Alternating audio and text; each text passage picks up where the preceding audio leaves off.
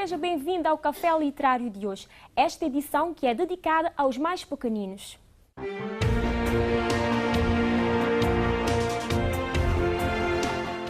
Os escritores tidos como os mais famosos dos contos de fada infantis são os irmãos Grimm. Jacob e William Grimm, dois irmãos que fizeram e fazem sucesso até hoje com as suas histórias e seus contos que terão feito a felicidade das crianças e permeiam provavelmente a imaginação dos mais pequenos. Nascidos na Alemanha, os irmãos Grimm dedicaram a sua vida ao registro das fábulas infantis e assim ganharam fama e notoriedade com as crianças. Além das belas histórias e as contribuições para o imaginário dos pequenos, os irmãos Grimm também contribuíram para a língua alemã com o dicionário e assim desenvolveram um estudo mais aprofundado da língua e do folclore popular local. Os irmãos Grimm começaram a sua carreira de escritores estudando juntamente a língua alemã, mais precisamente o folclore e a linguagem popular. Depois de vários contos publicados em separado, finalmente, em 1912, os irmãos Grimm publicaram o seu primeiro livro em conjunto. Depois desse primeiro livro, veio o Contos da Criança e do Lar. Depois disso, eles publicaram vários contos com traduções e adaptações locais. Segundo volume de Contos da Criança e do Lar saiu em 1815 e com o passar dos anos, novas edições foram lançadas e o livro começava a ganhar novos e atualizados contos, fazendo deste o primeiro grande sucesso dos irmãos Grimm. Guiando-se por sua sensibilidade literária, também por um ideal de conto, os irmãos, em especial Wilhelm, pretendiam trazer a lume um material que mais se aproximasse da narrativa primordial, a partir da qual teriam sido geradas as várias versões que circulavam na oralidade. Quando começaram a se ocupar das narrativas do cunho antigo e popular, os Grimm logo perceberam as gritantes semelhanças entre certos contos distintos.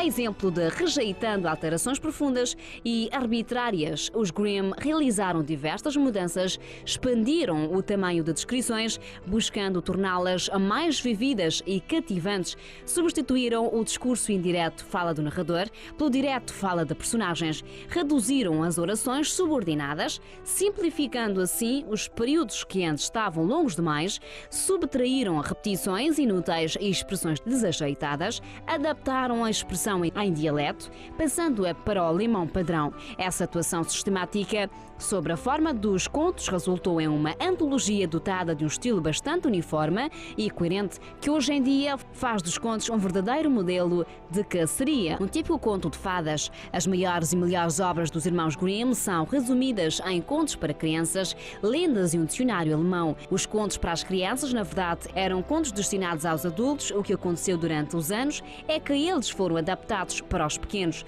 Os irmãos Grimm, na verdade, tornaram a fantasia acessível para as crianças. Um exemplo no conto original da Chapeuzinho Vermelho.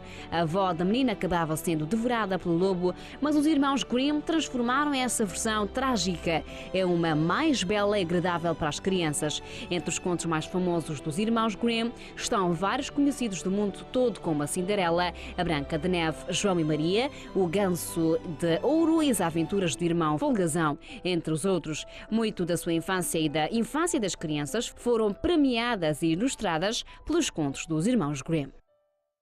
Os irmãos Grimm, como já foi dito, contribuíram grandemente para a difusão de contos no seu país, a Alemanha, mas também ficaram mais conhecidos devido às várias adaptações que os contos ganharam. Hoje trouxemos exemplos de contos que ficaram mundialmente conhecidos, fascinando crianças do mundo inteiro. Eu também estive nessa lista. Confira alguns exemplos. A história muito conhecida de João e Maria, que conta as aventuras de dois irmãos que viviam com o pai e a madrasta. Muito pobre e sem forma de alimentar as crianças, o pai é convencido pela madrasta a abandoná-los em uma floresta. Após uma tentativa mal sucedida, as duas crianças são deixadas ainda mais longe. Na floresta, encontraram uma casa feita de chocolate e doces e são convidados pela dona da casa a entrar. A mulher que os convidou era, na verdade, uma bruxa que os prendeu e tencionava comê-los. Como uma boa história, os meninos conseguiram escapar e voltar para casa são e salvos. A história da menina de longos cabelos que brilhavam como o sol e foi criada por uma terrível bruxa que a aprisionou numa grande torre sem portas nem janelas.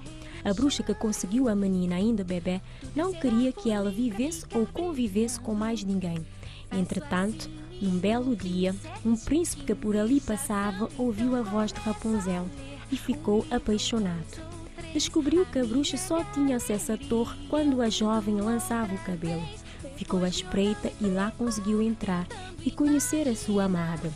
A bruxa bem que tentou destruir os sentimentos dos dois e, enganando o príncipe, levou Rapunzel para mais longe.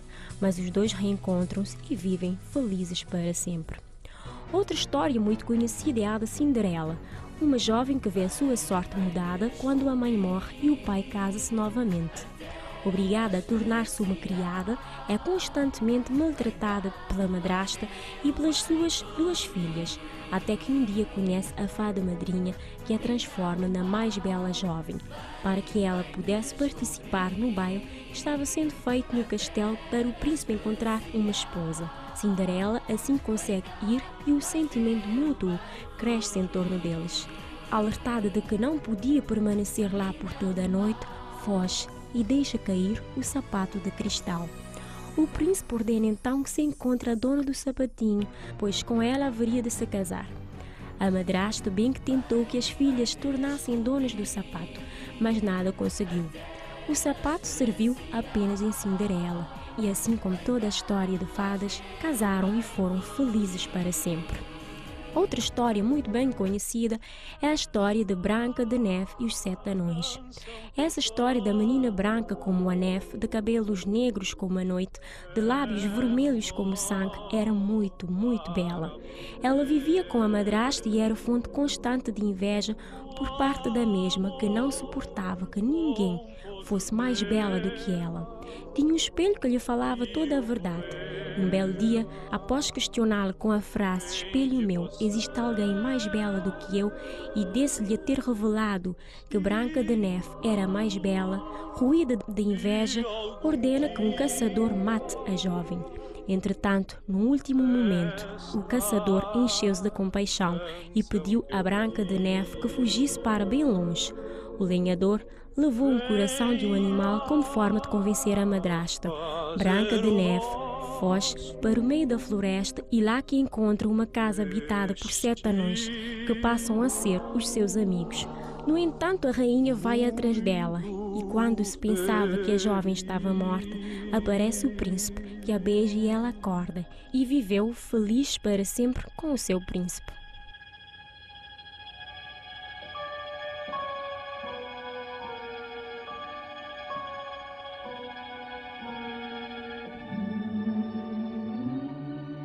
Estamos na Biblioteca Nacional hoje para conversarmos com a Carmelinda Gonçalves. Ela, que é escritora infanto-juvenil, vai falar-nos sobre o seu trabalho, as suas motivações e a execução dos mesmos.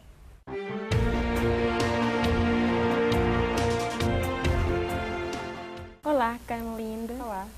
Agradecer a sua presença hoje cá, não no estúdio, mas na Biblioteca Nacional. Não há lugar melhor para falar dos seus livros, não é? É verdade. Na verdade, não há muito que agradecer, porque faz parte do papel de quem escreve divulgar o seu trabalho e estamos em Cabo Verde, um lugar onde se precisa falar de literatura. Então, são os escritores que agradecem esses momentos maravilhosos que a televisão e a comunicação social se debruçam um pouco sobre esse tema especial que é ler. De facto, já que nós estamos esta semana foi da criança, dedicada especialmente à criança, várias atividades giraram em torno deles, não é? Por que não trazer para o café literário os contos? Portanto, tu, para além de ser uma profissional dentista, és escritora e nós hoje queremos falar um pouco dessa tua outra vertente. Eu começo com uma questão da que todos acredito que fazem aos escritores. De onde surgiu a inspiração para escrever, ainda por cima, contos? Olha, eu fui picada pelo bichinho através da minha família, né? O meu pai, desde criança, eu ouvia ele contar histórias e contava histórias de medo, da Ilha do Fogo. Então eu ficava super curiosa. Eu gostei sempre de ler E não só, eu acho também, havia até empregadas que contavam histórias, ou seja, o contar histórias no meu tempo, que não faz parte desse tempo tão moderno, né? Nós tínhamos a televisão por menos tempo, então víamos pouco tempo de desenhos animados, tínhamos que ocupar a fazer alguma coisa. E o contar histórias era algo muito corriqueiro na altura. E eu depois descobri o ler através de uma professora de português que ia à biblioteca dela e ela cada semana me dava um livro diferente e descobri excelentes autores muito cedo na minha vida que eu acho que de alguma forma me marcaram, autores clássicos brasileiros, portugueses, espanhóis. E eu posso dizer que eu sou fã de José de Alencar, que eu acho que se é alguma pessoa que eu possa pegar para me inspirar, que me fez também descobrir um pouco o prazer de ler, eu pegaria nele. Uma surpresa maravilhosa que eu tive de descobrir um bom escritor foi uma coisa que eu não esperava, o meu pai. Meu pai, quando estava para lançar o seu primeiro livro, que recebeu um prémio internacional, ele entregou-me os rascunhos para que eu lesse. Eu li o livro da Já Noite agora para o o Dia. livro falava sobre... O Chinho e Colicho, né, que é uma história do fogo, uma história linda, que faz-te chorar, que faz-te rir, que faz-te ter muitas emoções. E então, na verdade, eu acho que para se escrever tem que se ler. E se há alguma coisa que me inspira, há de ser todo esse aglomerado, né? Depois nasceram os filhos que pediram histórias e que não queriam as mesmas histórias, queriam histórias diferentes. E assim eu fui descobrindo que o que eu estava a contar pudesse talvez ser publicado. É difícil escrever em Cabo Verde, principalmente desse género, portanto, contos infantis, literatura infanto-juvenil. É um bocado difícil de escrever? Olha, de um modo geral, é difícil de se escrever quando não se lê. E eu não digo, eu digo, se estás a falar só de Cabo Verde, sim, em Cabo Verde é difícil, porque as pessoas agora já não dão tanta importância ao ato de ler, à literatura em si. Temos pessoas que poderiam ter um melhor nível se pudessem ler mais. E então, eu falo de um modo geral, não falo por mim especificamente, porque graças a Deus eu tive como ler muito cedo na minha vida e lia fervorosamente. E talvez seja por isso que eu escreva. Mas há pessoas que talvez tenham vontade de escrever, mas eu digo nunca é tarde, não é? As pessoas podem iniciar e descobrir o prazer que é ler. E assim haver uma produção. Por outro lado, quando se escreve contos infantis, há muitas pessoas que me dizem, escritores em outros encontros que eu participo, dizem-me, eu não conseguiria escrever para crianças, porque acham que tem que ter, sei lá... Uma sensibilidade diferente, não é? Sim, uma receita especial, não é? Eu escrevo aquilo tão naturalmente que eu nem sinto. E se calhar, costumo dizer que nós temos de ter uma criança dentro de nós, não é? Enquanto nós tivermos uma criança dentro de nós, as coisas serão mais fáceis e talvez a criança que existe em si nunca desapareceu de todo. Não, eu acho que existe mais criança em mim do que o adulto, porque tem tanta coisa que é muito boa, que é para crianças e que eu gosto também, né? Então, as músicas e os filmes são coisas que tu dizes tipicamente para crianças. Então, claro, sim, existe uma criança dentro de todos nós e alguns mais do que outros. Carmelinda, vamos falar agora do seu primeiro livro, O Pirilampo e a Libélula, sim. Podemos pegar o livro na nossa bela estante aqui da Biblioteca Nacional. Não é um livro que conta a história de dois aventureiros que acreditaram no sonho. De onde veio a inspiração para escrever essa história? Olha, ao menos essa. Essa, né? É assim. Eu posso dizer que para mim escrever é como de repente uma pessoa estivesse a andar pela rua e encontrasse 200 escudos. Não é? Então, eu não escrevo porque eu penso num tema, eu não escrevo porque é um trabalho encomendado.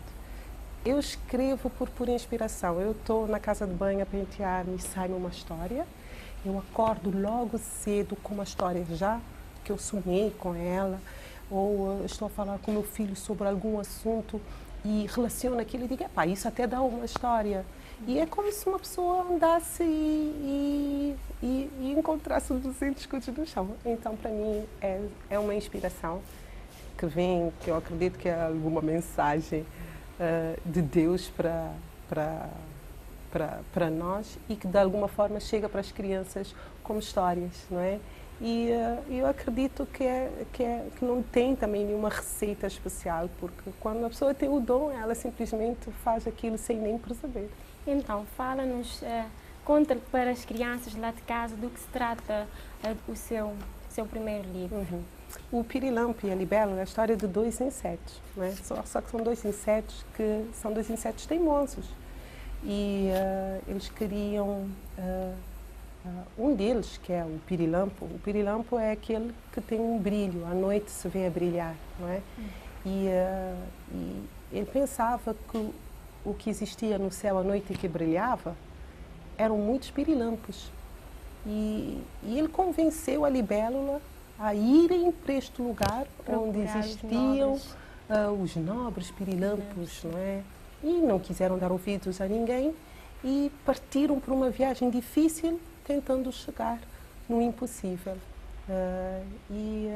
E ao fazerem esse caminho, foram descobrindo pessoas, foram descobrindo amigos, pessoas que se achavam doidos, e para depois, no final, voarem sozinhos da mais alta montanha de Santo Antão para o céu, à busca dessa luz, dessa grande família de pirilampos maravilhosos e corajosos que tinham chegado a esse lugar maravilhoso que era o infinito, que ele julgava que existia, e no final eles começaram a ficar muito cansados porque já não tinham água, já estavam cansados de bater as asas, já não conseguiam mais. E o bom disso é que eles vão descobrir que têm que ter lealdade e amizade para um não deixar o outro cair e não se perderem pelo espaço. E nisso aparece uma estrela que vai lhes ajudar a chegar à Terra, porque as estrelas cadentes realizam desejos e essa estrela acaba por ver que o grande desejo desses dois insetos era voltar à Terra. Tinham descoberto a lealdade, a amizade e tinham descoberto que deviam vir com os mais velhos. Então, essas são as maiores lições que podemos retirar desse conto. Acho que sim. Para além da lição do maravilhoso, do imaginário que existe em todos nós, né? Eu acho que é estimular isso e ressaltar isso nas crianças. Mas ali também há mais duas histórias. Sim, são três contos. Sim, portanto, o pássaro que não cantava e o Eduardo queria ser rei. Sim. Pode-nos contar um pouco desses dois contos? Dos dois contos. O pássaro que não cantava é a história de um feiticeiro que tinha inveja do canto maravilhoso de um pássaro e que vai roubar este pássaro e transferir a voz maravilhosa, o canto, para uma flauta que se transforma numa flauta mágica e encantar e tirar e roubar as pessoas até ele ser descoberto. E o que faz toda essa o conto ser um bocado espetacular é o fato de falar de amor, do amor de uma criança por um animal, que eu acho que é uma coisa que falta um bocado hoje em dia. Muitas crianças não se deixam ser levadas por esse sentimento tão bom. As pessoas podem amar um pássaro, podem amar um cão, podem amar um bicho do mar, um peixe. Eu acho que fica faltando um bocado isso. E as transformações e as coisas boas que esse amor pode trazer. E depois, o Eduardo queria ser o rei, que é o terceiro conto. É o conto favorito quando eu vou nas escolas. É o conto que tem mais sucesso. Por quê? Porque se assemelha muito às nossas crianças de hoje. O Eduardo era um rei que ele gostava de fazer tudo que as crianças atualmente gostam. Ele gosta de videogames, ele gosta de guloseimas. Então, comer e jogar é com ele. E não fazia amigos, ou seja, não é uma pessoa que saía para cultivar amizades, né? E está um bocado hoje assim, né? Os nossos filhos, eles têm,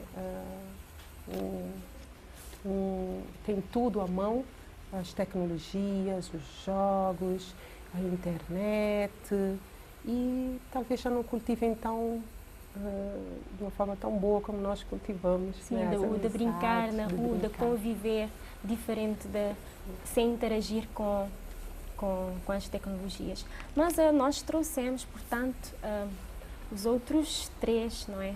Os três livros. Nós temos aqui o Bullying, o ET e o Espantalho. O que é que pode nos dizer desses três contos? Os três contos são, bem,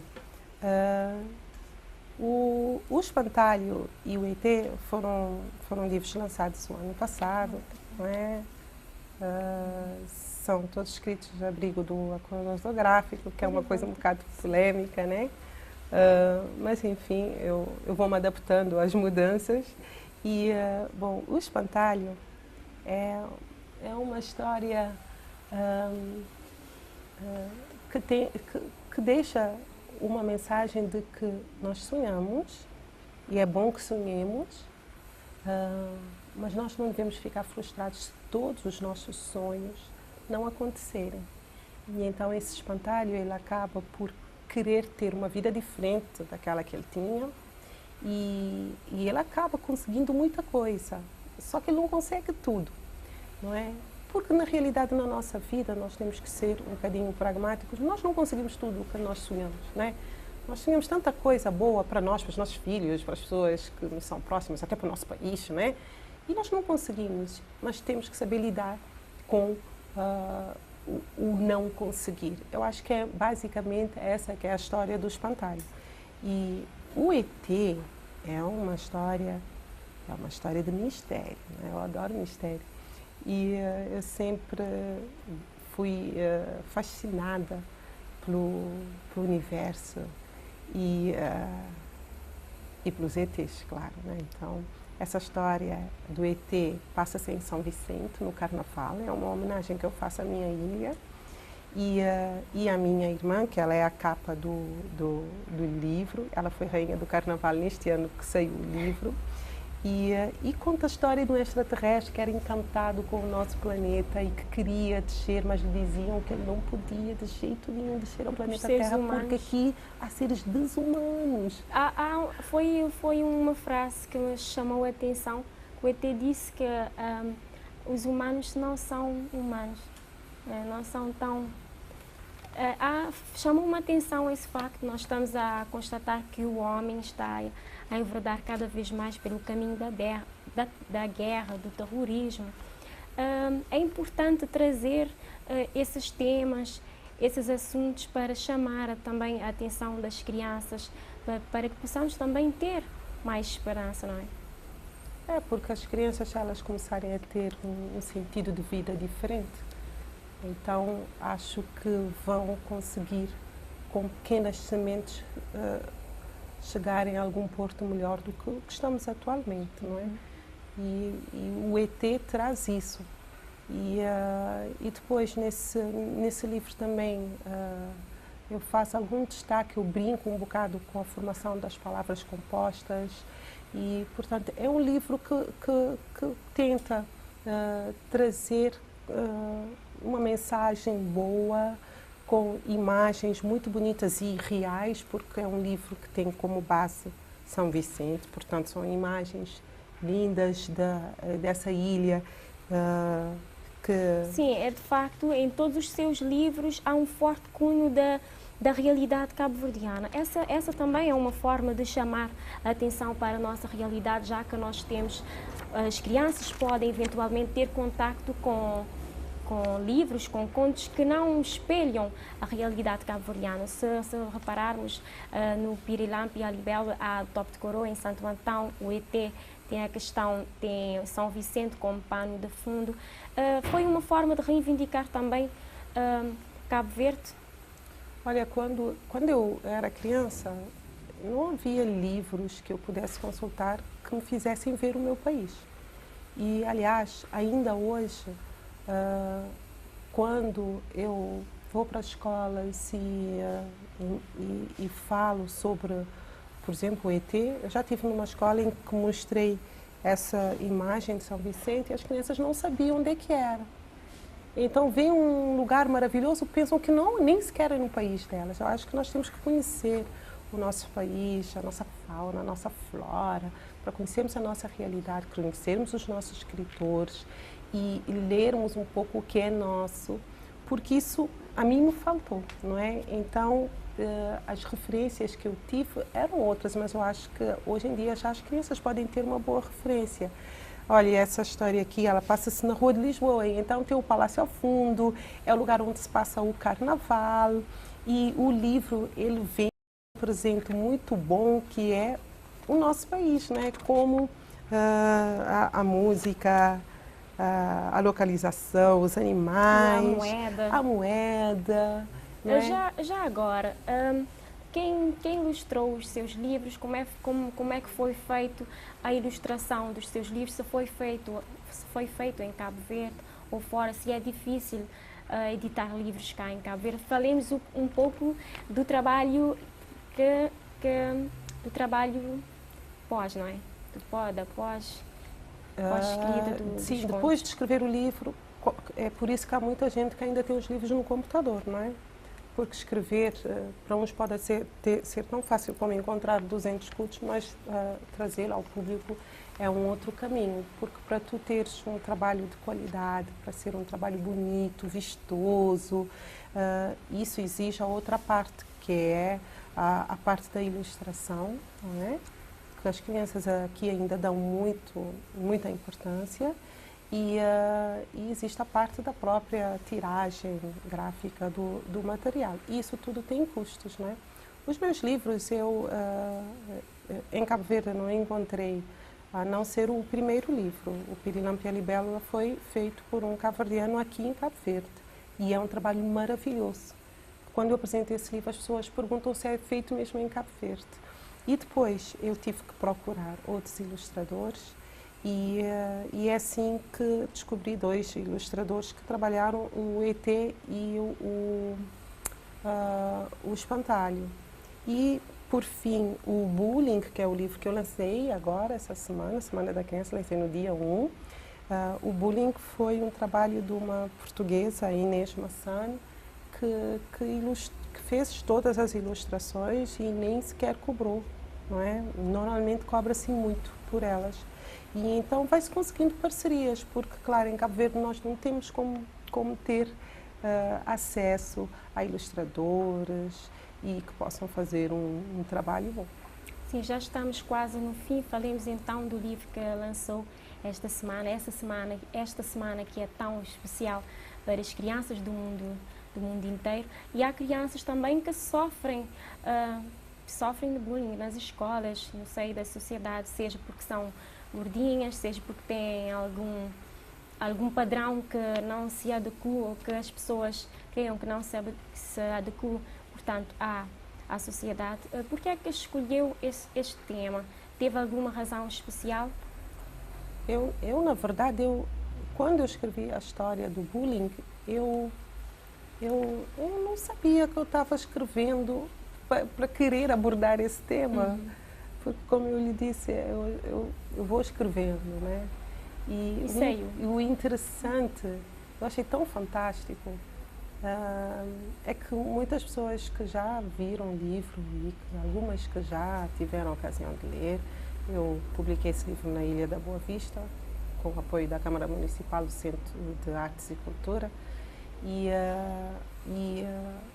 algumas pessoas me contaram que foram vítimas de bullying e eu consegui ver que realmente é um livro que conseguiu trazer despertar alguma coisa. Falou-se muito no lançamento, falamos sobre o tema, levamos vídeos, quer dizer, deu tanto pano para manga, não é?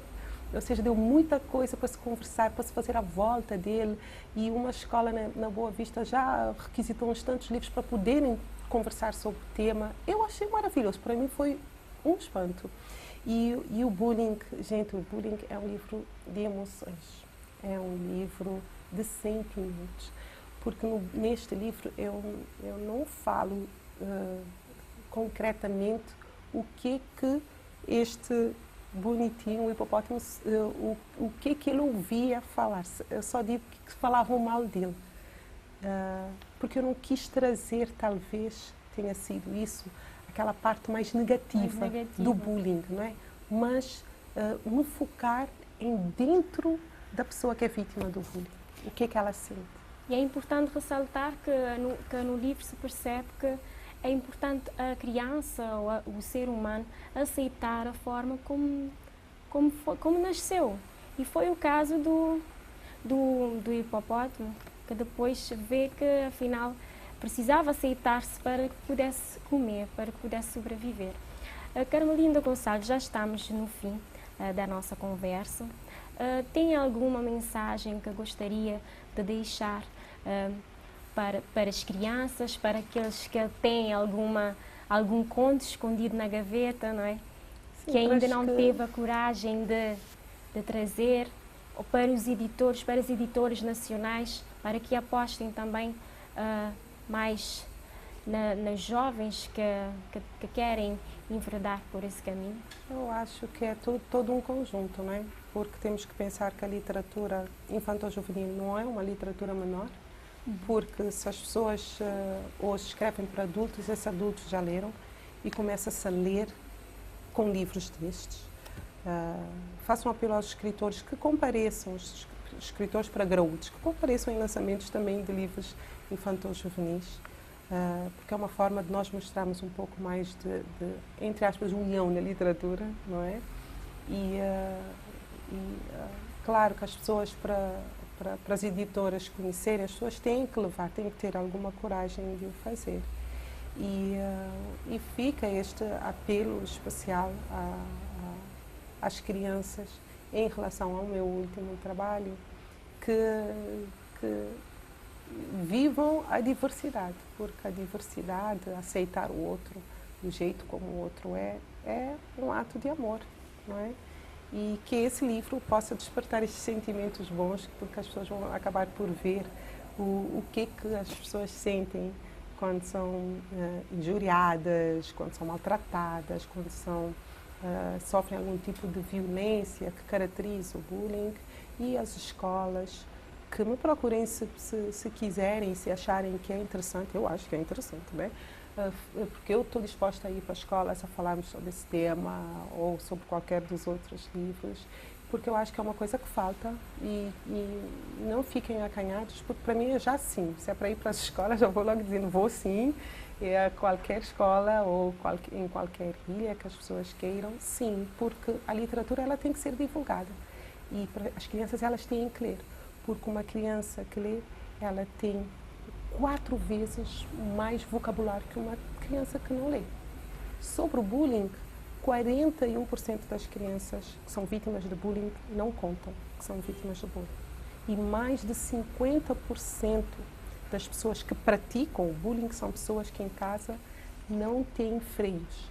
Então acham que é normal maltratar o próximo. Então ficam só algumas chamadas de atenção, porque é um tema para ser trabalhado, mas aqui ele é abordado de uma forma super suave e sensível, porque é um livro de emoções. Oh, obrigada, Carmelinda. Espero que não perca a inspiração para que possa trazer para a criançada e para nós também, porque nós acabamos por ganhar, aprender novas lições, independentemente da idade. Então, que não perca a inspiração e que continue a escrever também. Obrigada por estar hoje no Café Literário e levar um pouco do seu trabalho para as pessoas lá de casa. Obrigada para ti, Ver, por trazer esse tema, a literatura, e eu espero que consiga realmente trazer mais escritores e gerar mais conversa a respeito da literatura. Porque lendo nós conhecemos outros mundos sem sair do lugar. Obrigada.